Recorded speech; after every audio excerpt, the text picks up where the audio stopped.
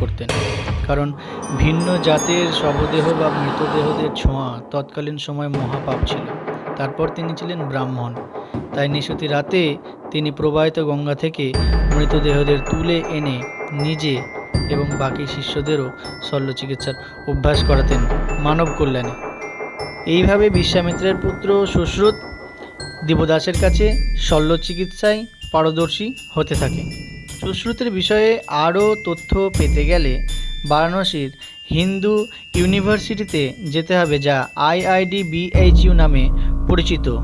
এখানে নানান চিত্রপটে সুশ্রুতের বিভিন্ন ধরনের টেকনিকগুলো বিস্তারিতভাবে সাজানো রয়েছে।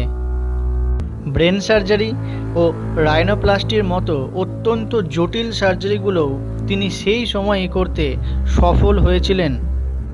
রাইনোপ্লাস্টি হলো যদি কারোর নাক